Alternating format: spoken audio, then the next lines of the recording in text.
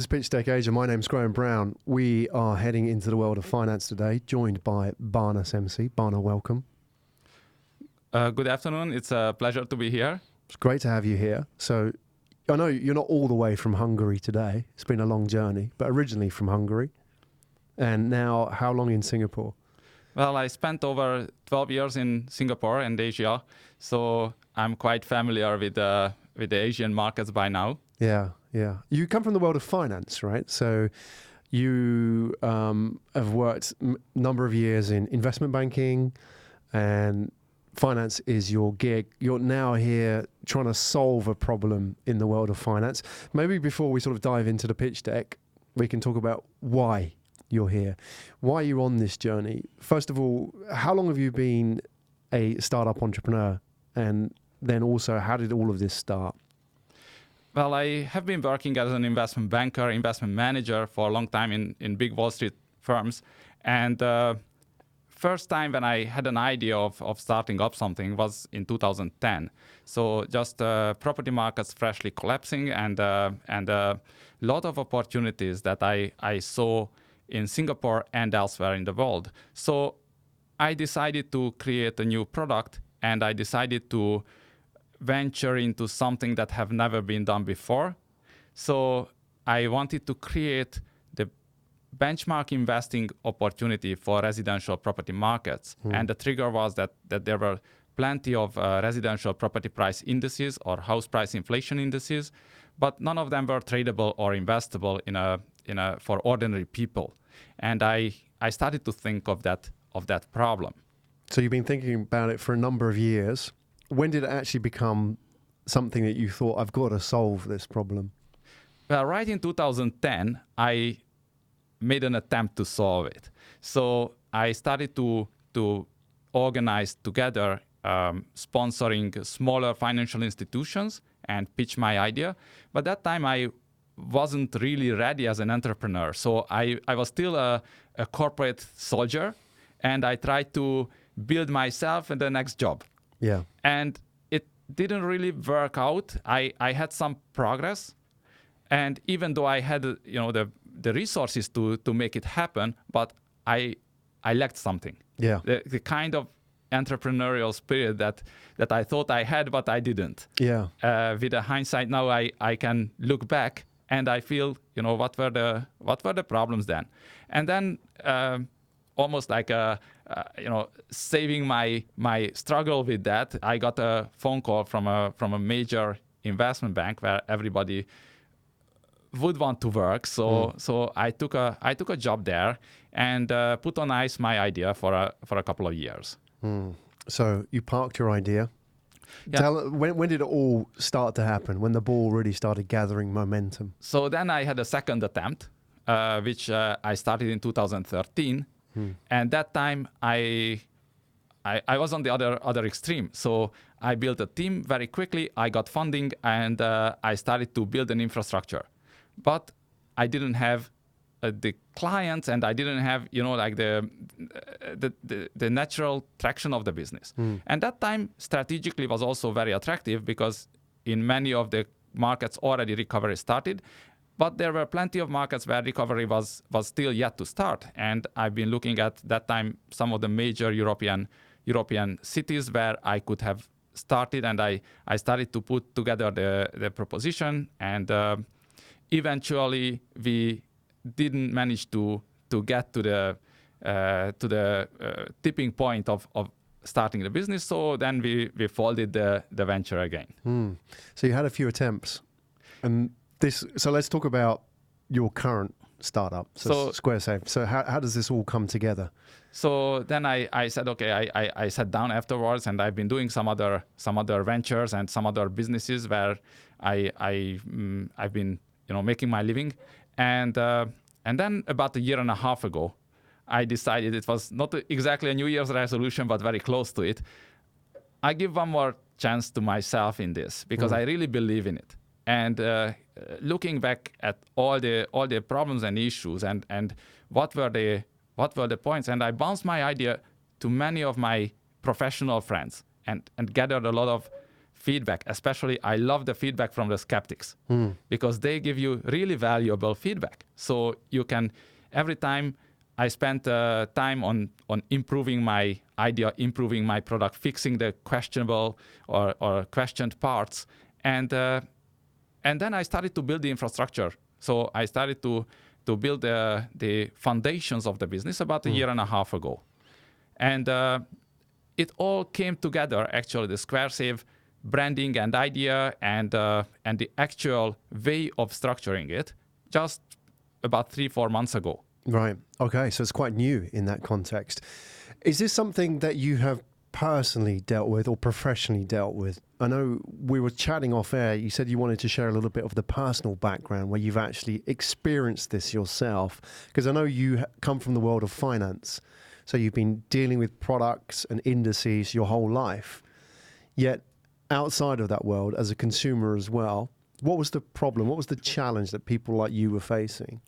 So in Europe, many countries have a German-style savings program that is based on a saving period of, let's say, 4 to 10 years. You save money for your down payment. Yeah. And you get very small amount of interest, if any. Currently, I think in the two biggest markets, Germany and Austria, probably people are getting close to zero. Yeah. But even countries where interest rates are a bit higher, you get 2 to 3%. So money in the bank growing very slowly.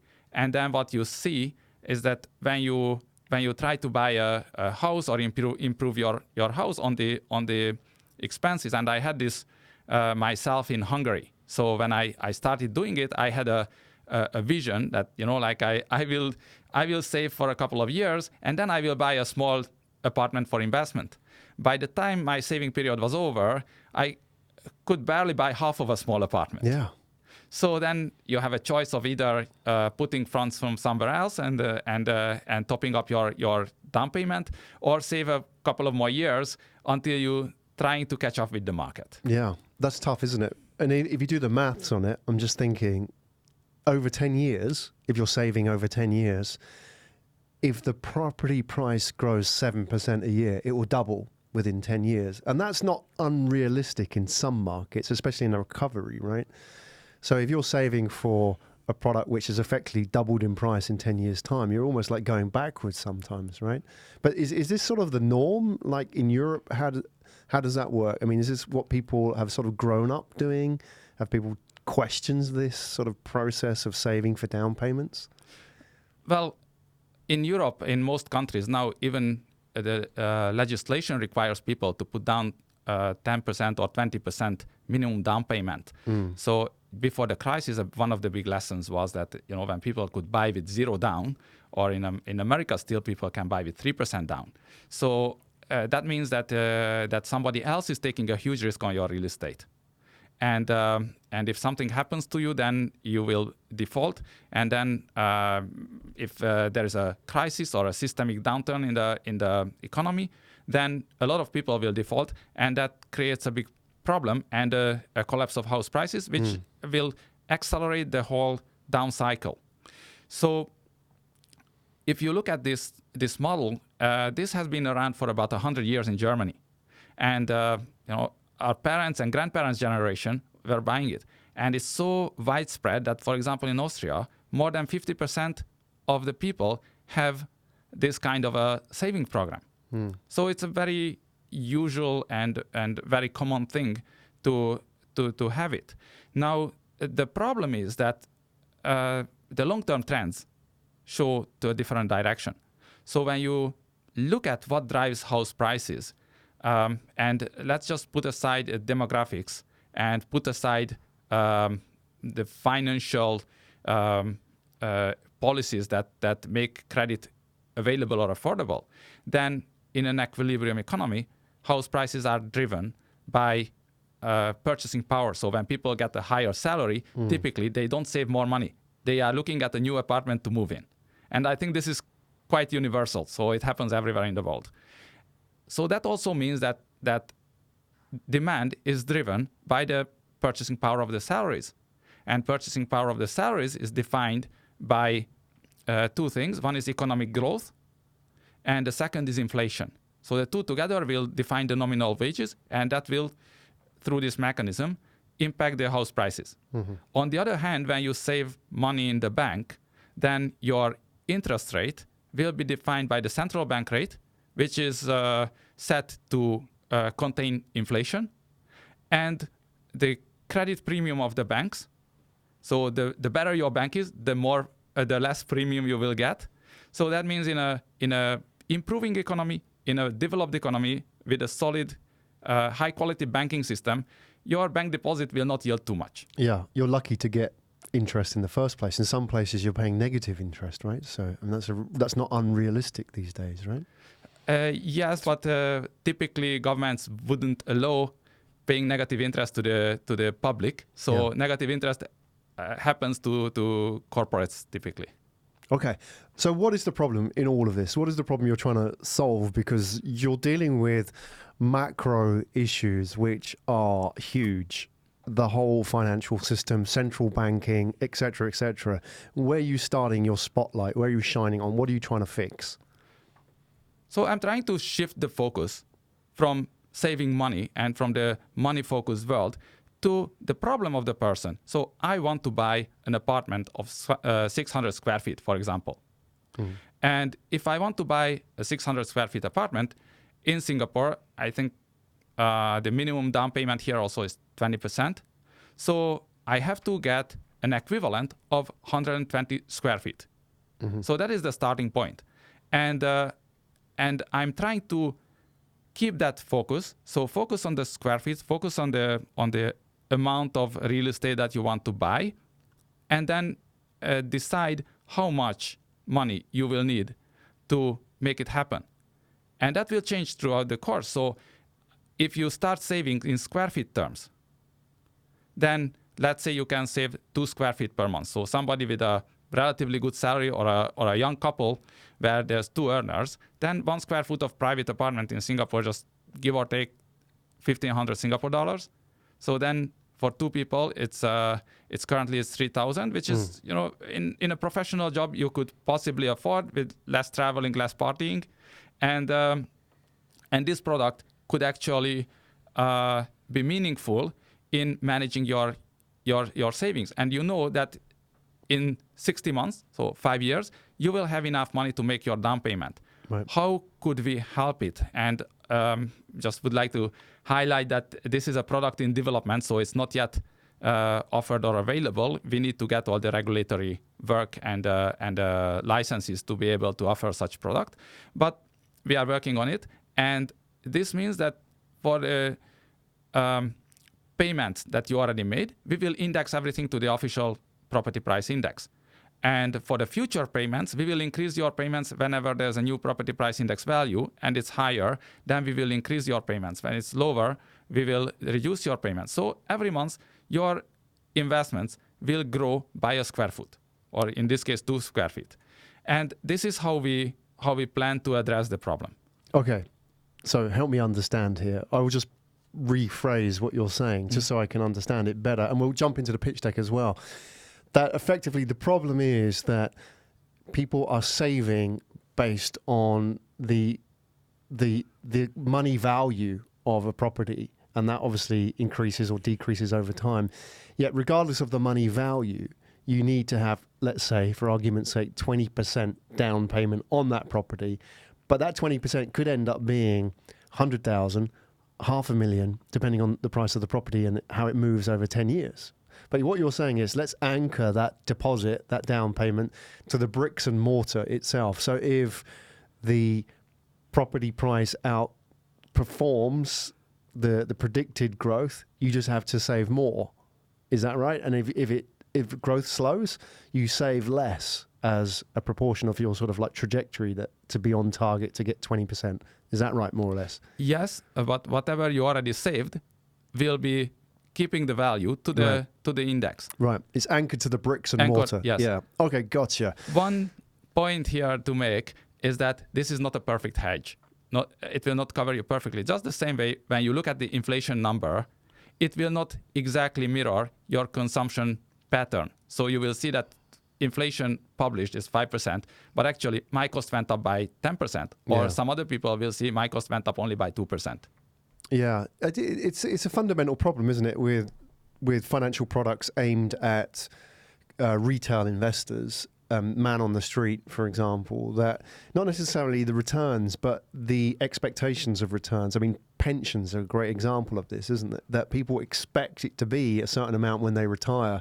And then when they actually do the numbers, they realize they had a lot less than they expected, or that's not going to last. So people are, in a way, setting their expectations on the wrong, or benchmarking it to the wrong things, where actually if somebody said, look, this is what you're going to retire with, this is what your product's going to be worth after 20 years, you might say, okay, I just need to increase or need to decrease, right? Basically, most retail investors aren't sophisticated, or the other problem is we're over-optimistic about how things work out, right? So let's jump into the pitch deck and maybe have a look at some of the detail of the product itself. So we'll jump around a little bit. You're talking about the problem here that the bottom line, it's difficult for young people in cities to buy houses, right? That's increasingly a problem. Are you focused on specific markets, or you focus just where the problem's the biggest? Tell us where you're geographically looking at the moment. So we are open with this product could be applicable globally. Now, to start with this product, probably the lowest hanging fruits are the markets where there's similar product already. So, for example, in the German-speaking part of Europe and some of the additional countries that joined this system, people are familiar with this small-ticket monthly, month-by-month saving for real estate purchase or improvement purposes. So for those people, especially where you could see about 30% difference between house prices and saving growth within a short period of 5 years, there, if you offer an option to the retail consumers to take part or whole of their savings in an index product, especially for those who really want to buy an apartment. The moment you decide you want to buy an apartment, you are, with technical finance speech, you short the housing market. So any changes upward in the housing market will cost you hard cash at some point in your life. And if you start indexing your investment, then you are taking away some of that risk. Mm-hmm. Okay. So does this also apply to Singapore, just out of interest, because you're based here? I know they have a different system. They have CPF, where a lot of people can save into a pool, a fund, which they can then use for certain investments or certain properties. Is it applicable here, just out of interest? Possibly could be applicable, but it would require from me a lot of work with the regulators and with financial institutions, because we are business to business. So we are not going to provide services directly to the consumers. We are working with financial institutions to help them to create products that are hedging or reducing the exposure to the sudden house price changes. Okay, well, let's have a look at some of that. We'll jump into the product itself. And so, as you're saying, it's a tool or helping them develop a product so they can sell that on to the retail market. And you actually have some details of the product itself and how it works. Securitization technology is obviously a key part of that. Please explain what it is and what you're going to do differently, maybe, because this isn't necessarily new. You know, it isn't a unique offering, but maybe the way that you're looking at the problem is unique. So tell us a little bit about the product and also how you're viewing things differently. So the way we are looking at this product is, in order to provide the house price inflation or house price index exposure, this is currently non-investable. It's just a financial index that is published typically by the Central Statistical Office or some other national institutions, or in certain cases private institutions. And in order to create an investable instrument, we need to invest in something that is correlated with the index. And then we have to find a way to smooth out the differences, how the index and the correlated instrument is moving. So in order to get there, we first need to sample the portfolio that will correlate with the index and put it in an investment vehicle. Mm-hmm. These investment vehicles are typically for professional investors only. So here you see with green a regulated fund. So the fund will buy real estate portfolio. Now this real estate portfolio will not exactly mirror the index. And the way we want to manage it is that we put a securitization vehicle on top of it. And we securitize these investment fund units or investment vehicle units. It's not necessarily a fund. And then we bring in additional money from investors, from professional investors like hedge funds or pension funds that will provide the cover for the index. Now, the nature of the index, it tracks house prices, but it doesn't deal with the housing stock income. Mm-hmm. So we can use the income to pay for the risk takers who will smooth out the differences. How does that differ from, say, any paper fund which is tied to an asset, like for example, an ETF which is tied to an index?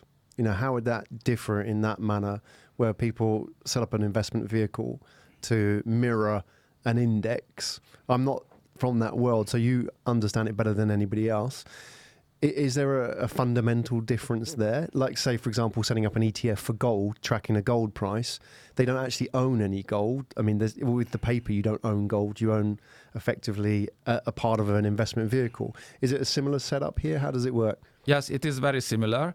And in most cases, the final structure will depend on how the regulatory framework is working and what the regulatory framework allows you. So I have to think of creating products that are suitable for the existing regulatory framework. And what we are expecting here is that actually the retail product will be created by the retail banks, the retail distributors, and it will be branded by their brand. And we are providing a hedging instrument for them to cover their risk when they sell the products. And that is how we believe that this system could work in the current settings. Mm-hmm. At a later stage, if regulatory environment is changing, as it's always evolving, then we may look into different avenues. But today, we see that this is the most suitable one. And how is that different from anything that financial institutions have access to already? They must have access to a wealth of different hedging products or tools that they can use. What are you doing differently in that space? Currently, in Europe or Asia, I'm not aware of hedging tools available to hedge house price indices. Mm-hmm. Maybe in the UK in some or other way, but in most countries this is not widely practiced. So I think that we are representing an innovation here, and obviously this will require a substantial amount of capital into the product before we can go live on a large scale. Why hasn't anybody done this already? What is it that is? Because it's not a new problem necessarily. I mean, house prices and the lack of affordability and indexing it for any product has been around. That problem has been around for many years. So why does it take you to be the first to do that? Well, I think there's a lot of challenges in structuring this. And also because the market is quite big. So when I'm looking at the market in Europe and the 8 EU countries that have the German type model, they have about 1 trillion euros of existing deposits in this system with no indexation, but with some tax benefits and or government support. So when the market is so big and there's so many customers buying this anyway, I don't think they have the incentive to put down significant amount of time and money and take the uncertainties whether they will be successful or not. Okay. There's a lot of, not to use a pun, but there's a lot of invested interest in that system. It works to a point, but $1 trillion of cash in those vehicles already. That's a big market to play around with. I would have thought somebody had a go at least coming up with a product. Do we have anything like that here in Asia? To my knowledge, China has something that is based on a similar system. They started not very long ago, but I'm not very familiar with the detailed workings of it. Okay, good. Let's have a look at the business model, and then we talk about your journey as well and how far you've come with this. So we can jump into the pitch deck again. And I think it's on slide 8. You talk a bit about the business model, about the 3 different areas where your revenues come from. So describing them here, you have the asset-based income for managing the structures. That's a management fee to the institutions, and the income from providing capital, which you talked about before, which I guess is the payback into the vehicle, which you can give to the risk takers. And then the sales commission from the developers. How would that work? So what we are planning to do here, and one more aspect, I would like to talk about the data aspect of this product.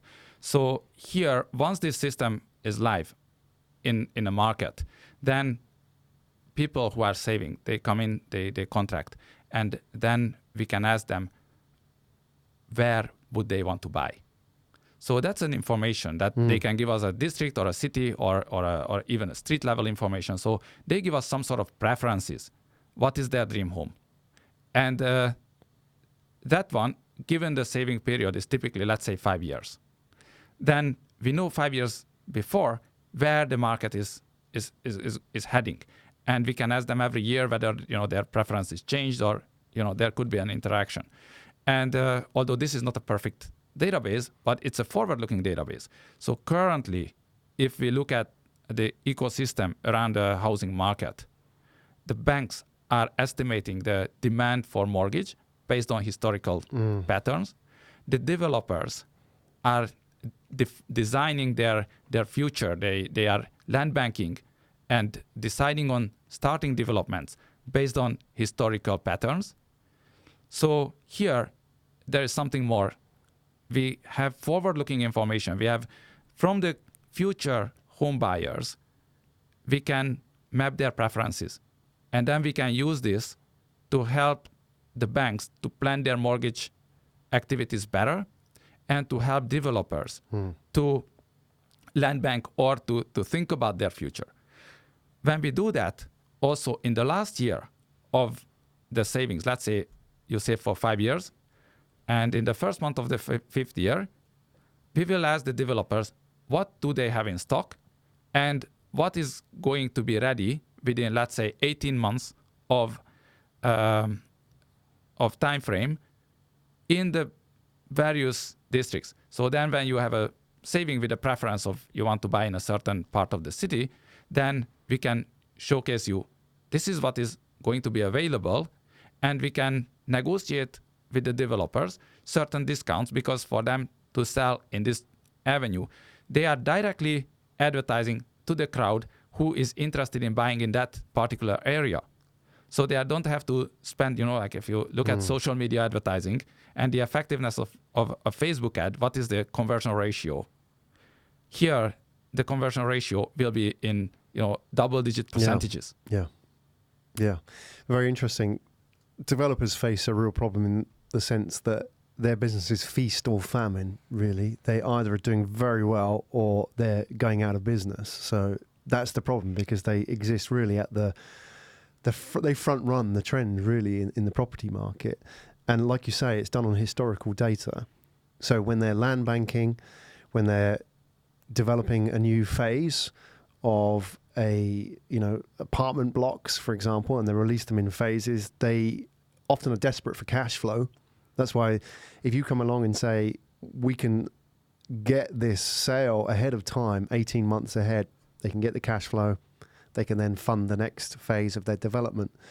So for a developer, that's great news. What about for estate agents and real estate agents as well? Because a big part of the property market happens there as well from the not the new builds, but the existing portfolios. If you went to a large estate agent and said, look, we have all this data and all these people are coming onto the market here, surely that would be valuable to them as well, right? Yes, I believe so, but I think that real estate agents will only look at it once the system is up and running. And let's say I have 10,000 customers, then definitely it will be interesting for them. Yeah. Okay. In all of your business model, where do you think is the biggest growth area of all of that? That you've got sort of different avenues to your business model, haven't you? You have the B2B, the white labeling of the product, or developing a product for an institution. And then you have all this data as well, which you're gathering about customers, retail customers. And also on the other side about banks and financial institutions, mortgagees and so on, mortgagers. Where would you think the real growth is there? Because both of those areas could grow significantly. When you're out there pitching this, which is the part do you think that really interests your potential investors? I think that the immediate opportunity is in the savings product and the related activities. But as this product could become more mature, I think that the data business at some point will take it over. As you can see in many newly created businesses over the last 10, 15 years, you will see that data is taking over. And that would be interest to central bank economists as well, no? Surely that data, if you're collecting, they don't have that data about who is maturing these kind of policies in 5 to 10 years' time, right? Yes, I think that this kind of data management and data aggregation could be interesting for many of the economic actors. So it could be interesting for central banks or even governments when they are setting certain policies, because they will see certain trends in the market based on the forward-looking trends that are currently not available. Yeah. Life assurance companies as well. Yeah. I mean, if they knew that you were in the market to buy a mortgage product in 7 to 10 years' time, and it's going to be of this size, let's say €1 million, you're going to need life assurance for that, right? For sure, yes. Yeah, these guys, I mean, they struggle to get like quality leads as well, right? Because it's a hyper-competitive market. Yeah, I think the data side is very interesting. Let's have a look at where you've come from and maybe talk a little bit about your team as well. And then we'll look at where you're going in the journey, your raise from here on in, and what you forecast for the next 12 to 24 months in your journey. I want to have a look at the slide which has your team in it. This gives us a little bit of background. So there's yourself, Barna here, and your co-founder? Yes. So tell us a little bit about your co-founder as well and how all that came together. And please do the pronunciations for me, because you'll be better at this in your native language. Yeah, so Dr. Huszár is also a fellow Hungarian. So we happened to meet in Singapore, and she's teaching real estate and real estate finance and the related risk management at the NUS and other universities in the Asia Pacific region. So as she is an academic and she has a very strong interest in real estate, we started to talk maybe about 6 months ago about what I'm planning to do and what I'm doing with this opportunity. And at some point we started to work closer together, and then we decided to formalize the cooperation. Yeah. So in your team, who does what? How does that sort of break down between the two of you? So I'm doing more the financial engineering and the regulatory background work, and she is more focused on the actual property markets, property trends, and the risk management aspects. Okay, good. And the two of you at this stage, you say it's 3 to 4 months in since you incorporated, or you said 3 to 4 months actually having an MVP out there, or where are you in your stage? So we not yet incorporated with a Squaresave brand. I do have a small company in Singapore that can incubate in the startup phase, and we have our prototype being built as we speak. So currently we are looking at funding for the growth of the company to build out the remaining infrastructure and to build financial and smartphone applications that we need to launch the product. Let's go to that slide. You've got a slide at the end of the pitch deck, which is your ask, effectively. 2 to 3 million to fund the growth of the company, and 30 to 300 million to fund the prototype. Obviously, that's the following raise, right? You're lining that up already.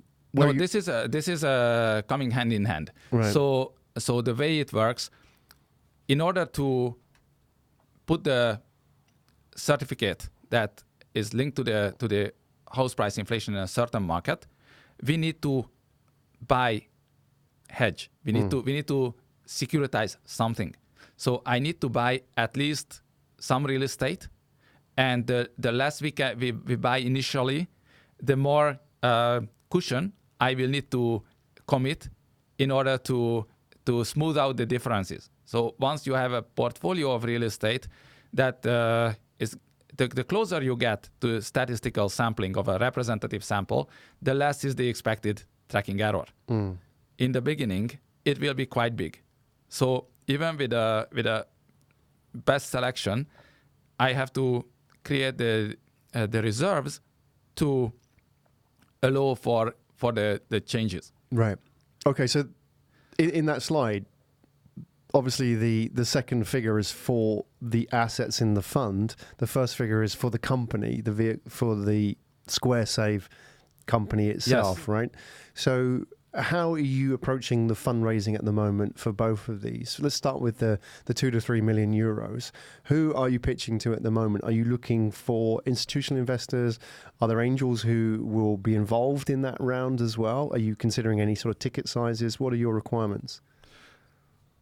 Well, I'm thinking of involving possibly a professional investor, like a financial institution could be very interesting because they could help with the product development, but it's not necessary. So I'm also talking to angels, business angels, and also talking to VC firms that are interested in and that see that this is something that could grow. Here in Singapore or in Europe? In Singapore and in Europe. Yeah. So, okay. Yeah. Keep your options open. Are you considering any ticket size, like minimum entry size for an angel? Because if you're raising 2 to 3 million, you might argue that many angels might think they're already out of the deal because they might only have 30 to 50,000. Do you have like a minimum ticket size? Well, I would like to have a relatively large minimum ticket size because I want my investors to be more involved in a sense that they could be people who are familiar with some parts of this ecosystem, and I don't want to have too many investors. So ideally I would pull together a club deal of maximum 3 to 5 investors. So that will also define the ticket size. For business angels who have a smaller risk appetite, I would rather invite them into an advisory board if they have relevant knowledge and experience. Many of these people, I'm talking to some of these people already who have lifelong experience in something related, and then put a different deal on the table for them. Yeah, sure. You have access to a lot of people here in Singapore. What would be your message to them? What are you looking for? Obviously, the angel investors, the financial investors, institutions. Maybe there's family offices as well. But there's also people you say that may be advisors. And are you recruiting as well at the moment? So maybe just let's run through the list. What are you looking for at the moment? You've got an opportunity to put the pitch out there. What kind of people do you want to talk to at this stage, and on what sort of terms? So I'm looking to investors to invest in Squaresave and see through the growth of the company. So possibly investors who could even participate in the post-revenue phase. Yeah, multiple rounds as well. Yeah, multiple rounds. So someone who is interested in a seed round and let's say possibly Series A once we are there. I'm also raising funds for the prototype to buy the first product. That's a different type of investor, and that has various ways to structure. And I have to be very careful here because, I cannot advertise any kind of investment product, and I don't want to. So I'm looking for principal investments in to start with, and with professional investors, I'm already in discussion of how to build a prototype. So that's less of a focus at the moment. Okay. Yeah, just to clear that, you have to be licensed as a fund, right, to put the appeal out for that particular part, but you're looking for the company itself and building the product. And the fund is completely off the table here. Yeah. So the fund, Squaresave, is not a fund and will not be a fund. Yeah, okay. We will be working with licensed fund managers who can provide us hedge in various parts of the world. So I am fairly vague on this at the moment because it depends if my investors will tell me that we think that this product has to be launched in, for example, in Singapore, then I have to seek the fund manager who can work together with me in Singapore, who's locally regulated, and who can help me to build a prototype here. Okay, clear. And recruiting? Recruiting, that depends on the funding of the company. Yeah. So we are looking for people with skills in technology. And also we are planning to launch an educational kind of arm or a side, because when I'm talking to people in various parts of the world, most people get to start working without any formal training or informal training in real estate market, mortgages. Yeah. 5 to 10 years out, they are making the biggest financial decisions of their life with absolutely no information, advised by people whose vested interest is different, because they are talking to the real estate agent, to the developer, and to the mortgage banker. And each of them have their own agenda. So what we are thinking is to start an educational kind of side of the business.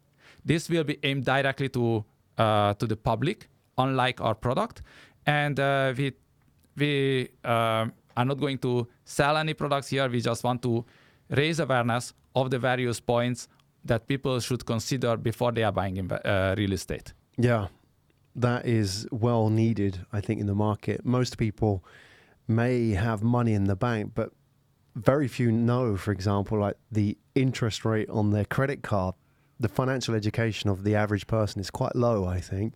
And I wonder whether or not that's in the vested interest of the wider economy, right? That obviously people need to know about these factors, like need to know how much they need to save. And nobody's teaching this. It doesn't exist in school, doesn't exist in university. And even the parents as well aren't particularly well clued up on these issues. So it'd be interesting to see how that goes, because I know there are, moves out there to get people more skilled up in financial education. But, where does it come from? It's got to come from the private sector, I think. That's where the drive's going to come from and, in the sense that what you're talking about, going full circle where we started today, even someone like yourself from the world of finance, you save money for a house and the house prices run away. Even with your skills, it's hard to keep up with those house prices. I imagine for somebody who doesn't have a career in investment banking as well, how hard that must be. So, Barna, thanks so much for sharing your journey with us today. Where do we find out more about you and your team, your business? Are you active on LinkedIn? You got a website you can share as well? Yes, we have a website, squaresave.com. And we also will be next week in Hong Kong in the RISE conference. We will have an exhibition on the 9th of July.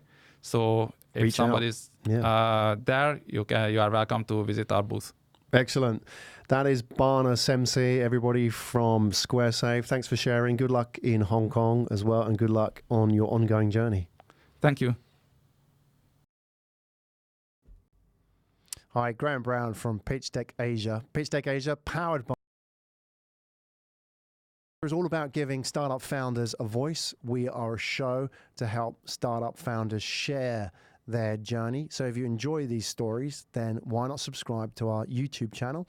There's the subscribe button over there. Hit that subscribe button. Follow us on the journey. Leave a comment. I look forward to seeing you at the next episode.